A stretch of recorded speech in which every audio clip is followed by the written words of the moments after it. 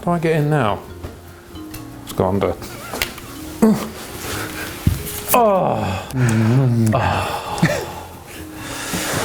God, why am I so bad at movement? Oh, I've ruined my chinos.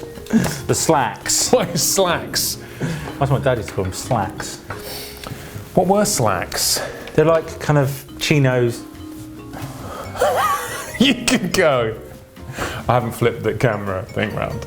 You honestly, one day you're going to do a job properly. One day you're going to f off. Well, we made it. Hang on, is this number 6? This is number 6. Sexy 6. Sexy. So it probably doesn't look very good.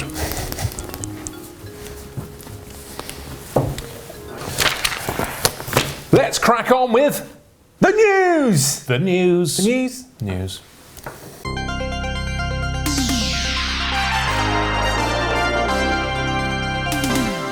This is the news.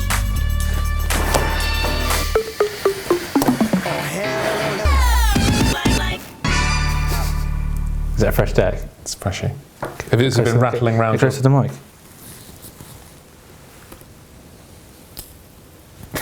Come on. Hang on! Is that it? That was it. Oh.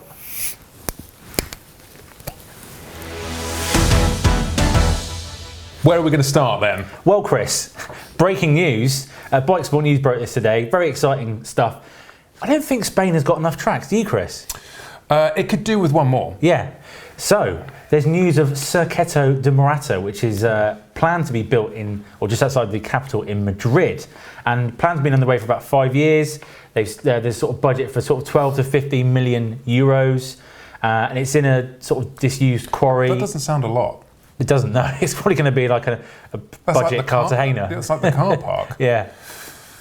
But anyway, so plans are underway in this disused quarry. The land's useless, so apparently it's all going to go ahead. So hopefully in a few years' time we will have another banger of a circuit in Spain to go to. Circuit, what's it called? Circuito de Morata. Sounds like a nice meal. I'll have the Circuito de Morata, por favor. Y dos cerveza. Dos cervezas. Oh my God, how much are you looking forward to saying dos cervezas, por favor? I'll say more like dos cincuenta or whatever that means. What do you say the other one? What's Una más. Una más. Dos más, tres más, cuatro más, más. Sí. Más. Más y más. Eaton más. Let's go. Next. Spunk. Meanwhile, after heading back from the sunny climes of Españolo, one of our historic circuits is now a car park. But what a sad sight. I mean, it was built in the middle of Corby, which is one of the worst towns in the UK. I'm not judging here, but you are making some enemies. There's a few towns in the UK that you have really. Anyway, Corby, the lovely town of Corby. It was always going to struggle. I mean, the circuit was shit. I mean, it was an oval, which is speedway. It's built for America, not the UK. But it was a nice facility, friendly people, nice facility. It should have worked and it didn't, mainly because it was built next to a town. But now it's being used for a car park with disused, unwanted cars, and that's just, while Spain builds another track, we lose another one to a car park. Sign of the times. Now, this was a subject brought to our attention a few months ago with the likes of RST and Arai suffering from fake products, people buying and selling fake products. And this week, GB Racing, the manufacturers of protection for racing and track days, now they've suffered badly. I think they've had like 330 listings, fake listings removed from eBay. And I mean, I will say though, you have got to be a monumental Jeremy Hunt to buy some of this fake stuff because it is so blatantly fake. To buy or be fooled by. Yes. Yeah. So I think you do have to be a bit of a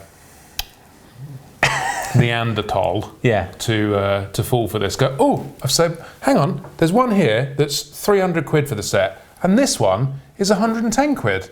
Or not even that. It's like an Arai RX7 for 50 quid, and people are actually buying it. I love that. Yeah. All bargain. But then it's a brand thing, isn't it? It's almost the brands are almost a victim of their own success because people want to look good in an RI or an RST gear or whatever, and I was going to say. But I think you have to educate your parents and your family and your friends, because a lot of, I mean, even my friends have sent me this link going, oh my God, this Arai for 50 quid, shall I buy it? I mean, it's really? So, yes. People do that? Yes. I mean, look, if it's a handbag, go for it. Yeah. Go for it. If it's something that's going to protect your skull, think very carefully because it's obviously not. It may even cause more damage than not even wearing a helmet. So, yeah, think about that. Use your noggin. Yeah. Before you lose your noggin. That's nice. Yeah. Yeah. A little slit, a little crack of light of a lockdown good news story is that bike thefts appear to have gone down. Now, this wasn't the case in the first lockdown. No, it wasn't. I don't know what they were doing then. Probably, it's cold now. Maybe they don't want to go out. Yeah. But or mummy won't let them out. Mummy won't let them out. But yes, thefts are down. We reckon an anonymous source told us that it was almost by 10%, which is quite considerable. I was about to say staggering, but when you look at the numbers, 10% is a lot. Yeah, because we're talking, I think the last time I checked, and again, this is a last minute hot to the press story, but I think the last time I checked, about 3,500 motorbikes and scooters are stolen each year in the UK. Oh, it's more than that, isn't it? Is it? Yeah. Yeah, that's what I thought anyway. Okay, well, even if it was 3,500, that's still 350 people's pride and joy that is still on their driveway and it hasn't been angle ground off and they haven't been threatened by the little scallies. So last week we mentioned about the Carnet system, which is Carnet. or Carnetto, Irmate, mint choc chip. So we mentioned about that, which is basically if you've got a race bike or a non-V5 logged booked vehicle and you're travelling to the EU, then some guy wants a load of money out of you. This is not the case with your standard road motorcycles. We're getting near the time that you might be able to start planning a Euro trip soon. So we caught up with our mates at Bimoto, Matt and Nick, who run that company. Fantastic guys, great mates.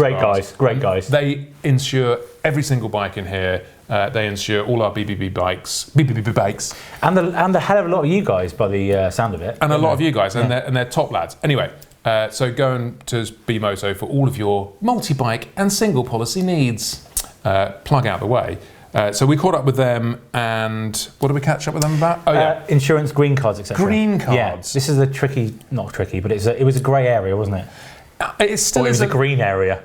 It still is a little greenish grey, mossy green.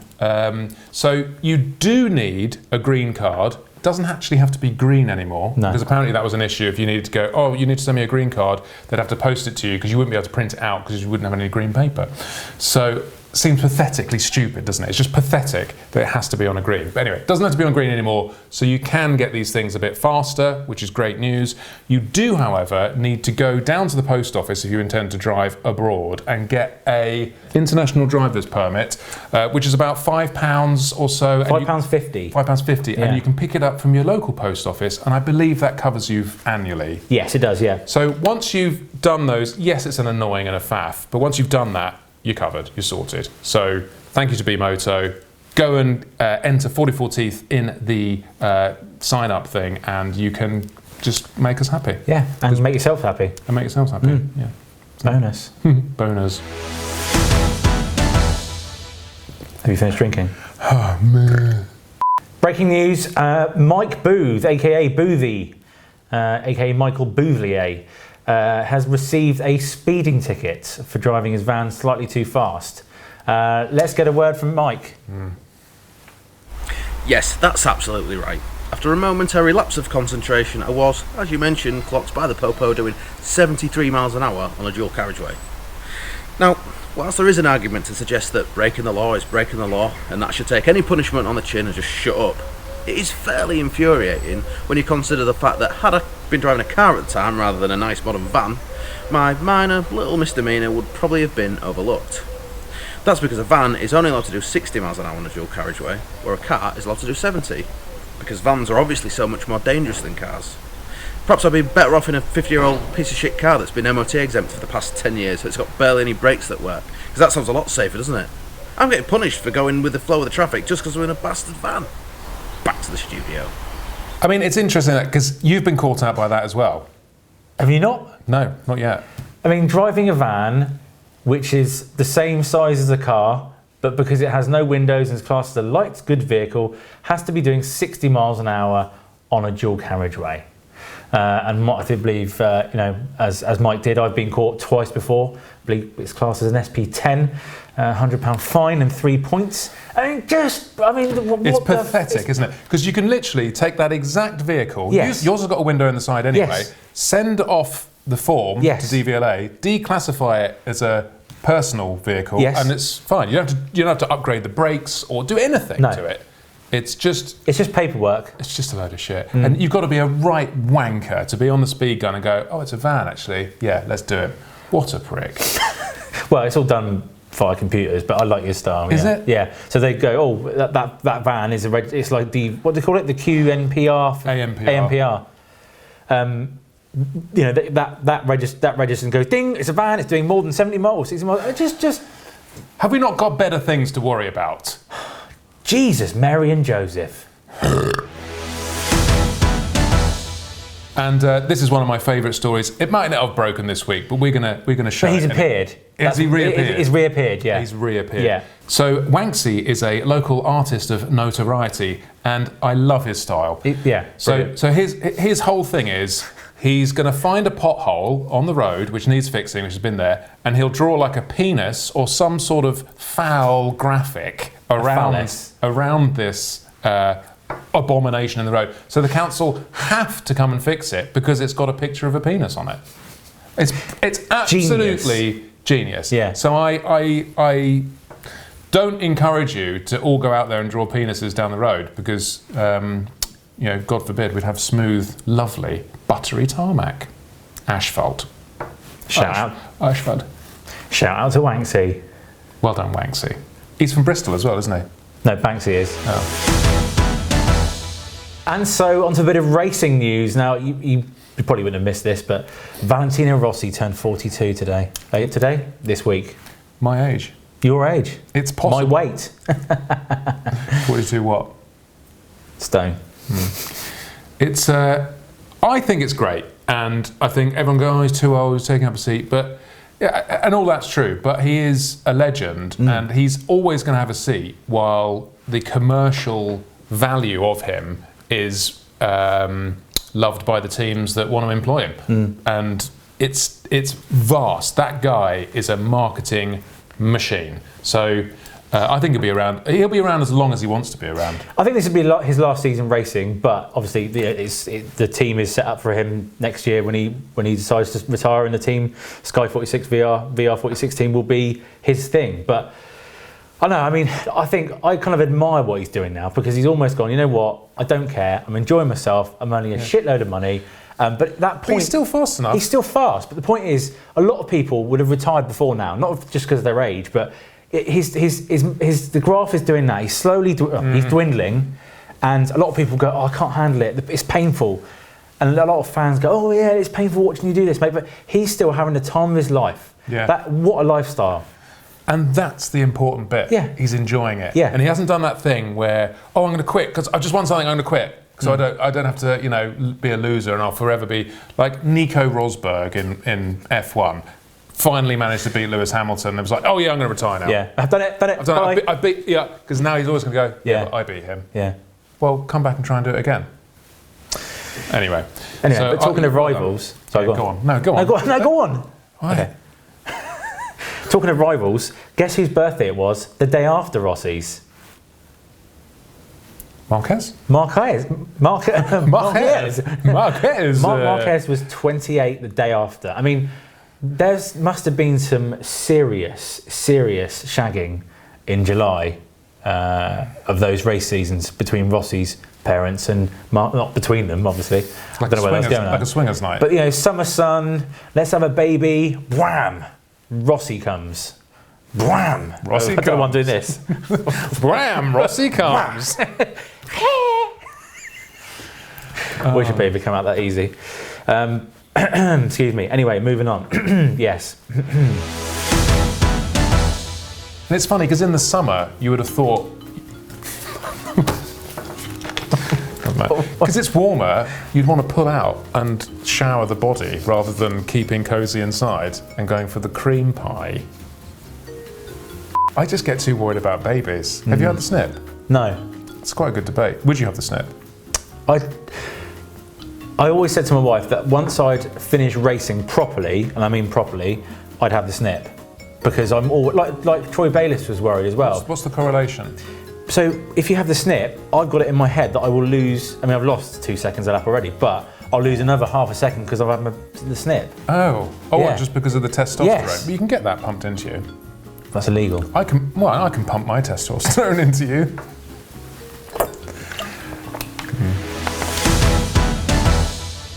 I do like a Sam. Why? What is it? I mean, It's the consistency and the gas. So a lot of other sparkling mineral waters, Chrissy, they get it either too it's all too gassy, but San Pellegrino get the gassiness just about the way I like it.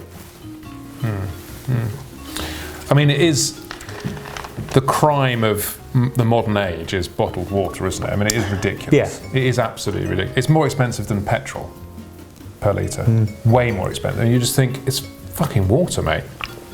It doesn't, I mean, where do the bubbles come from? It's not natural bubbles, is it? It's obviously put in.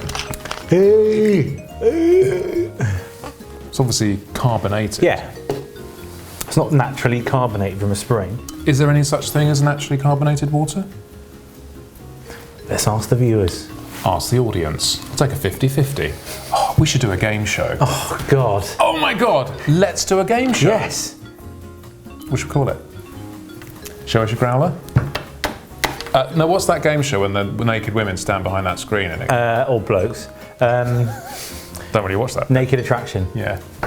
We could just do that, but show us your growler. And the bike comes up and the bike's behind the screen. Or And you got to guess the bore. Yeah. And the make of the exhaust. Yeah. Yes. What a fantastic Well, Chris. Speaking of growlers... No. No? No. No! Johnny! Johnny! Not yet, Chris. No, you're getting a bit keen there. This is a subject that we need to get around to because we've got lots to talk about. It's what have you been up to this week, Chris? I've had a really good week, actually. I have... Drawing spunking cocks on a bit of paper. Well, yeah, you know. It's a finger. Oh, is it? No, I've had a really good week. I've been very busy at... What segment is this? This is this week. Oh, it's just chat? Yes, yeah. Okay, yeah. this week. Have you not been listening? Well, no, I've been artisting. No, I've had a really good week this week because I bought... Not one... did I say it? I don't think we say it, but we just say that... you just say that you've... Yeah. Yeah, I've had a really good week. I bought something special, and it's got 2 wheels. Well, 2 of them have got 2 wheels. I bought 2 actually. Yeah, and one of them happens to be at the top of my list of bikes to buy. But thanks, Chris. Well, that was the other one, wasn't it? That was the other one. Yeah. So you just completed the set now. Yeah. What else do you want? So, what about you? What have you been up to thanks for asking, week? Chris. Well, I've had a very busy week this week. So on the first day of my busyness, me and Boothie went up to a secret test track near Horncastle, and we did a bit of this.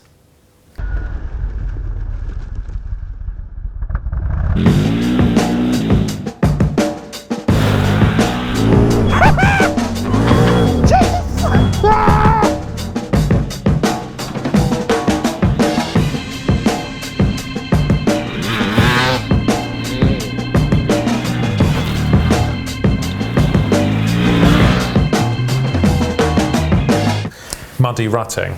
Muddy rutting indeed, and that will be out soon, hopefully this week. I went to collect the latest short-term stallion to be mounted into the 44 teeth stable, and that is the new Multistrada V4. Yes, I'm gagging. And breaking news, this should have gone in the news. Breaking news, all I'll say is, I was very wrong about adaptive cruise control. I slated it. I said I didn't want to use it. Wow, 5 minutes on the M40 changed my life, changed my mind and changed my life. It is that good. And I won't ruin the review, but that bike is very, very good indeed.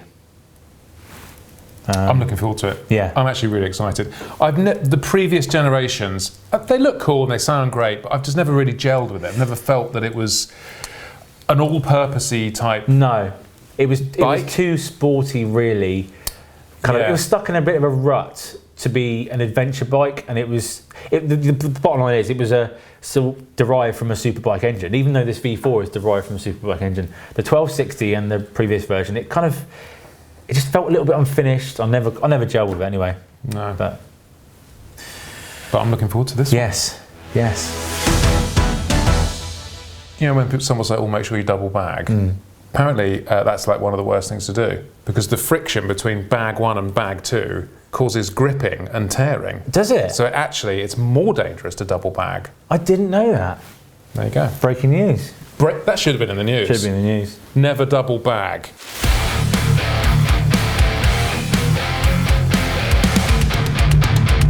Shout out. Now, just the one shout out this week, and that was via email. The other one I couldn't find, it was in a comment. So he's just gone bust. Well, I couldn't find it. There was like 1,800 comments. Well, on your head be it. Anyway, this was from a chap. Yeah. While you're looking for that, how disgusting is it that the revelation that Pickles von Wurtelberger shop doesn't exist? Disgusting.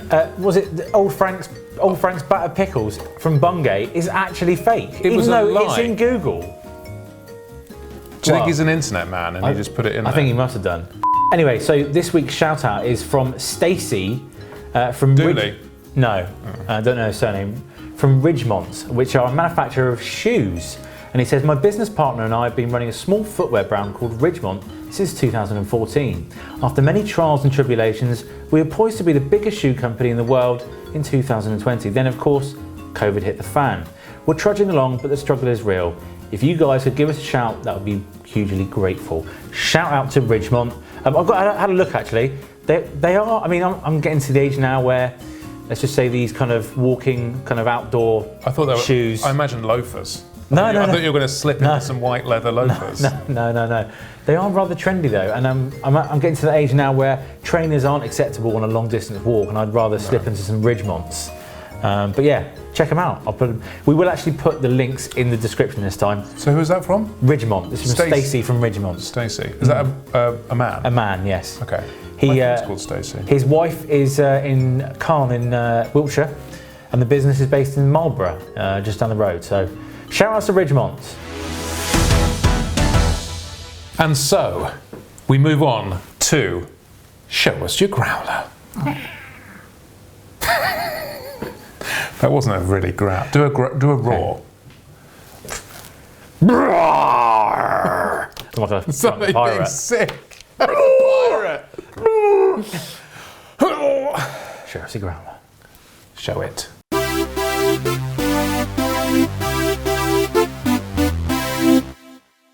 Now, we will start off not with a growler per se, but I had an email from a guy called Andy Gore.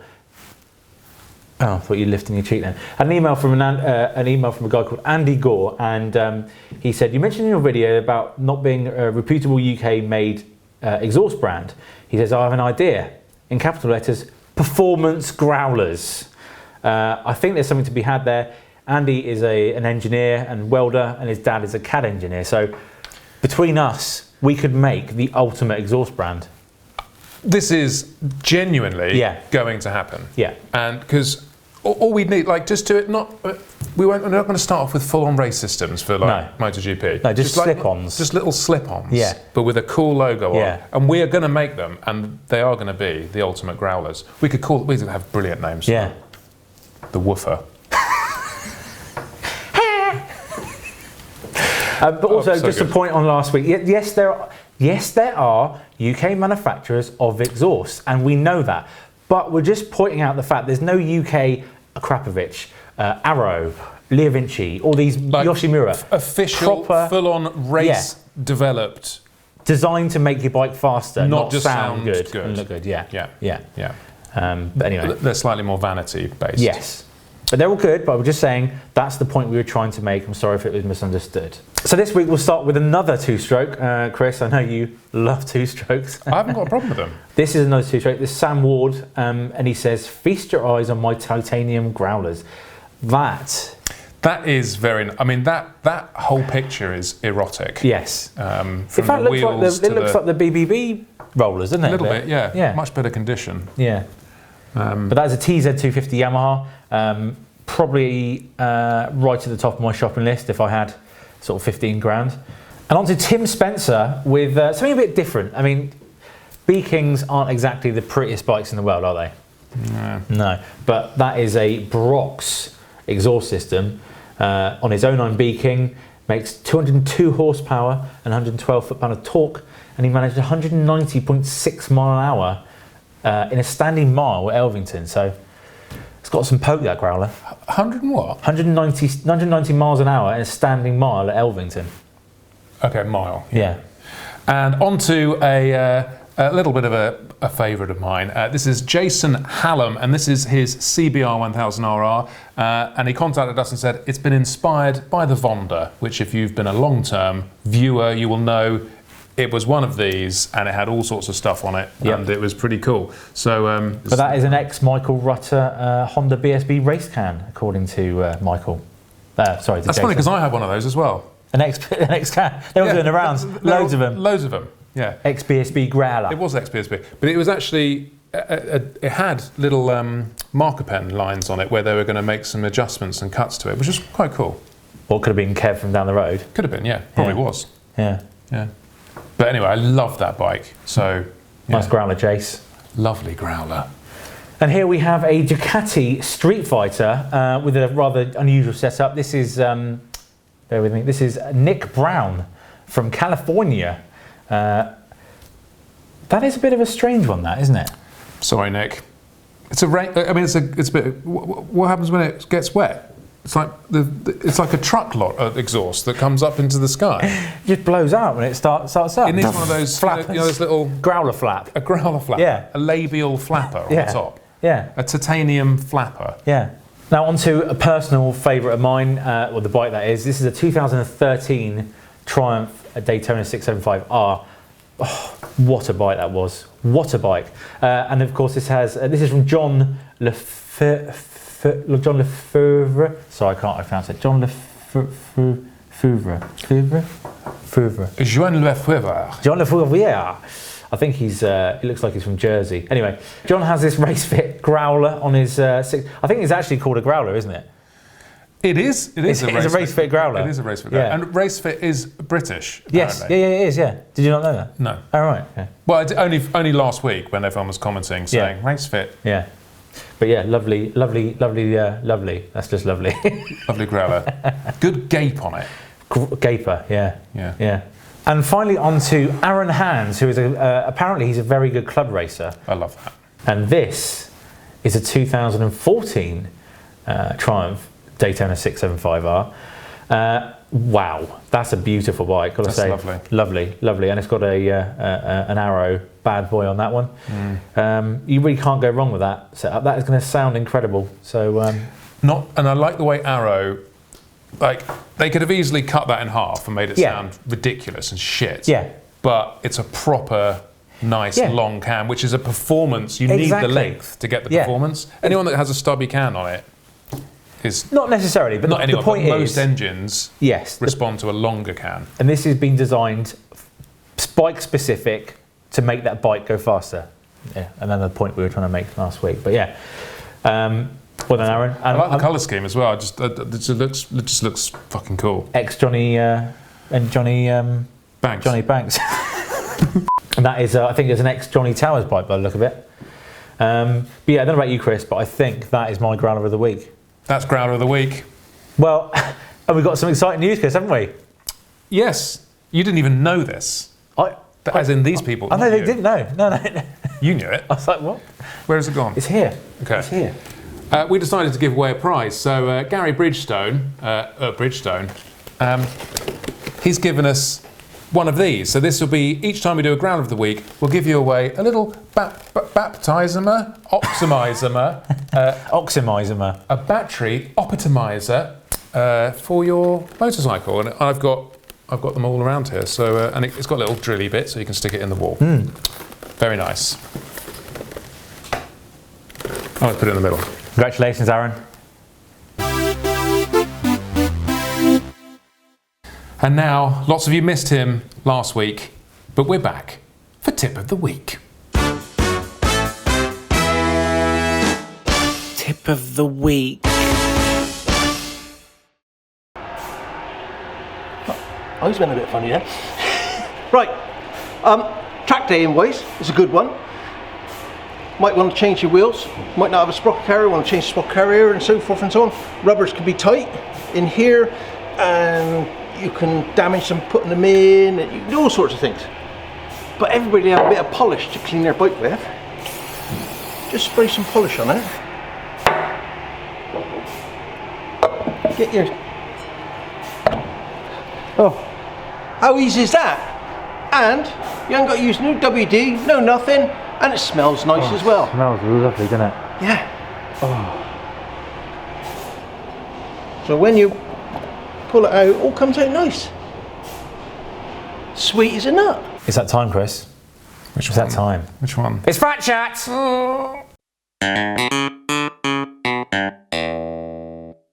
Right, I'll get this out of the way. I've had a bit of a shocker. I've done nothing this week. I've been busy at work.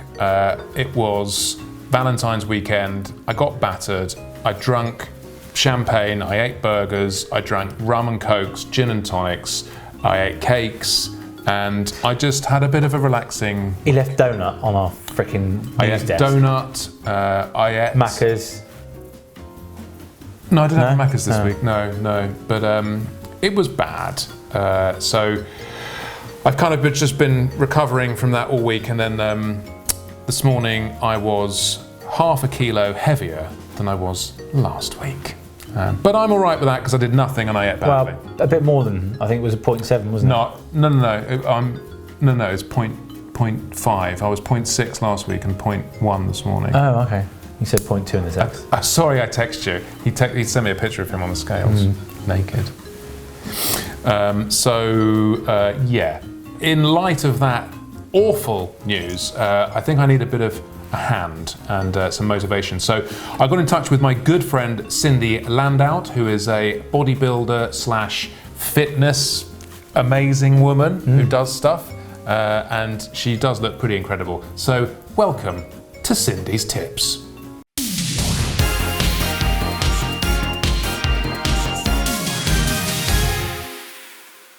Hey everyone, I'm Cindy Landolt from Switzerland, and I'm going to help Chris and 44Ts with some very basic fitness and weight loss tips. Important, this is a rough guide, and each of these points would deserve its own book. But now let's get started with the basics. Get moving.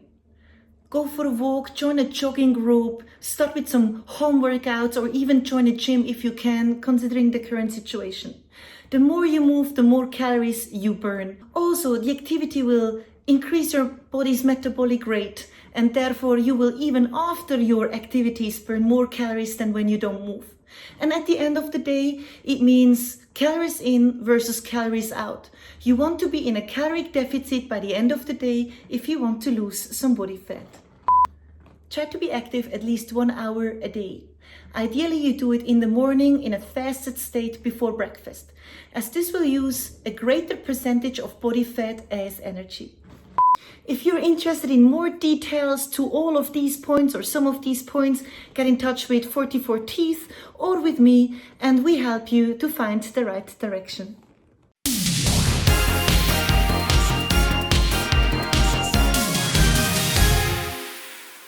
So I think you'll agree, some fantastic tips there. Wonderful tips, Cindy, yeah. Incredible tips. So so Cindy's gonna help me. She's also given me a little diet plan. So, and she's gonna send me some illicit drug powder things. Oh, good. so I'll give you some if you're lucky. Yeah. What do you do with it? I don't know. Snort it. I hope you snort it. I just doesn't matter. Dip your cock in it and just like a sherbet and I dip. can snort it off. Yeah. A sherbet dib dab.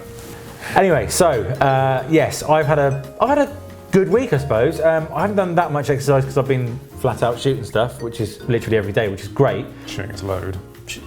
But I have maintained. I put on 100 grams. So I mean, yeah, basically That's the nothing. same. No, That's nothing. But yeah, I actually had a McDonald's.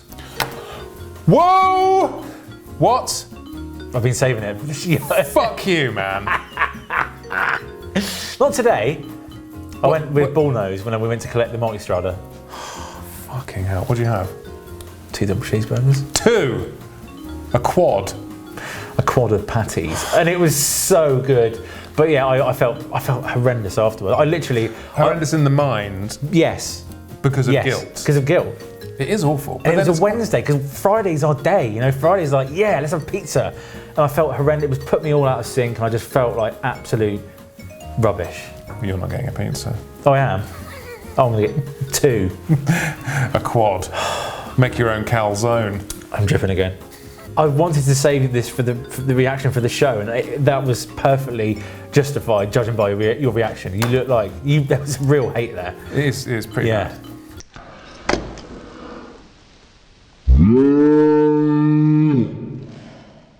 It was our thing. You ruined it. Yeah, but you had the one week before. I had a hamburger. It was still a fucking McDonald's, mate.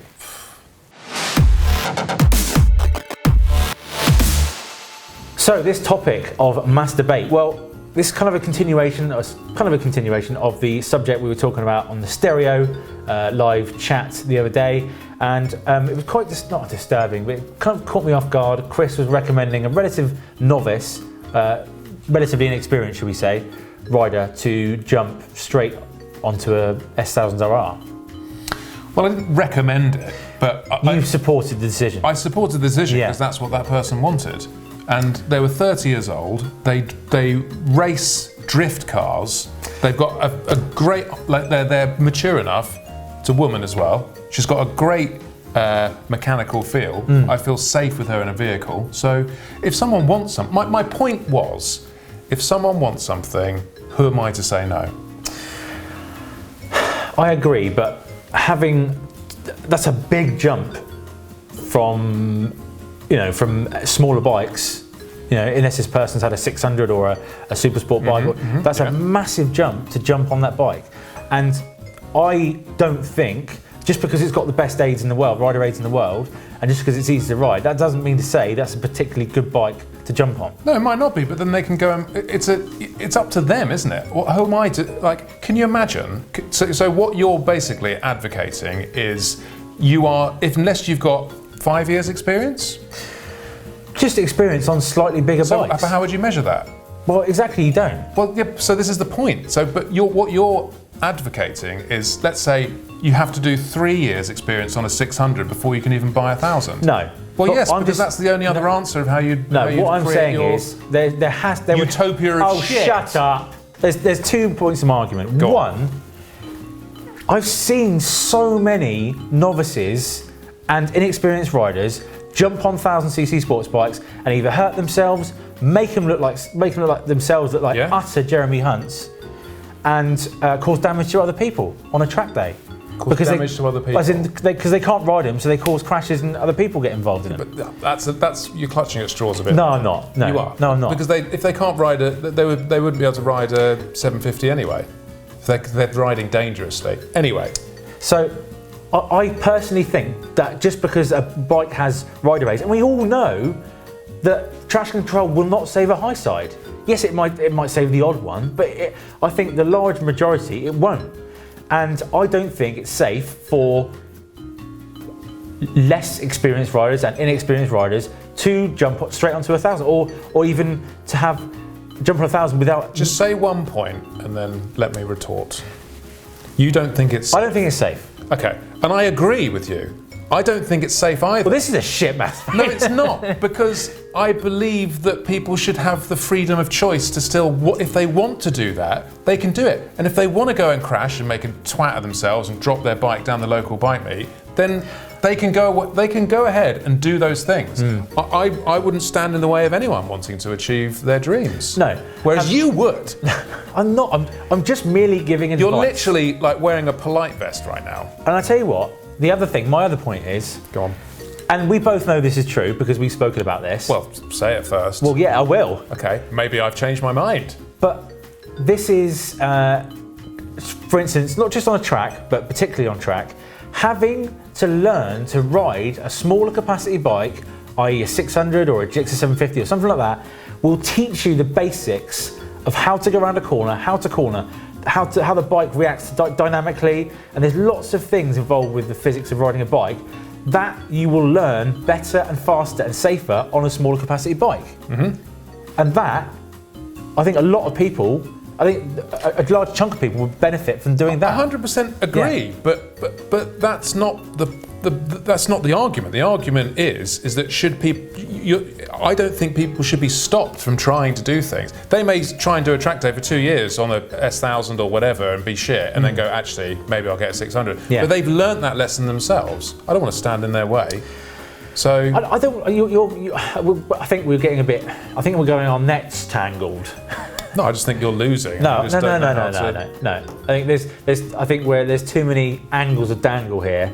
Okay. And It's like a bukkake. yeah. And you're in the middle getting absolutely destroyed. I look like a radio's plasterer. No, a plasterer's radio. But the point I'm trying to make, I don't even know the point I'm trying to make. The fact is, I don't know what I think. Do you want me to do your argument as well? Yeah, okay. So your argument is there should be, people should learn to ride a smaller capacity bike first because it's going to make them a better rider.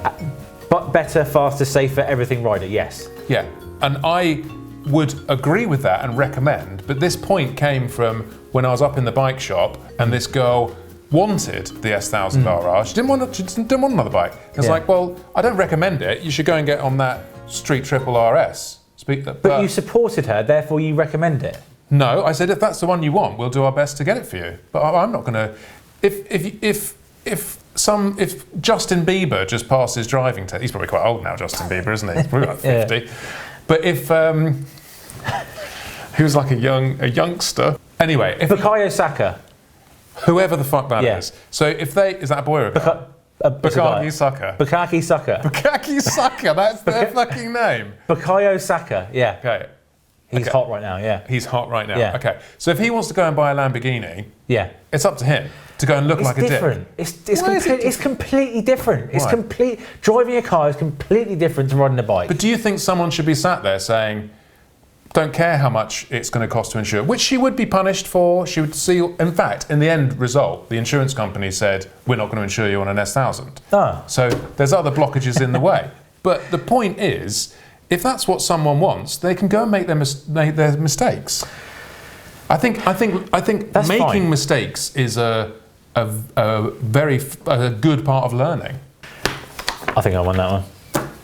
I don't think anyone did. No, I think it was a load of shambles, but...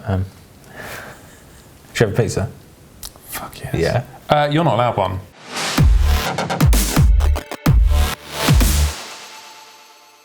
So thank you for joining us once again. We are so close. You can go and listen to Boris now and see if the world has opened up for us. I bloody hope it has. And we can go to the pub with beer, because apparently the pubs might open but without alcohol. Do you hear that? I thought they scrapped that idea. Anyway. Yes. I just hope the blimmin' schools are open. Yeah! So we'll see you next week. Don't forget to send in your sob stories. Growlers. Shout-outs. That's the thing. And fat chat anecdotes. Yeah, and go and get your bike insured with Bimoto, because now is the time, because we're almost there, guys. We're almost there. Let's go. Together, we can do this.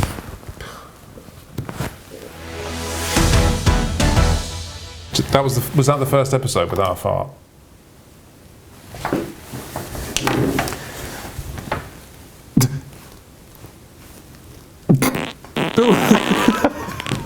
God.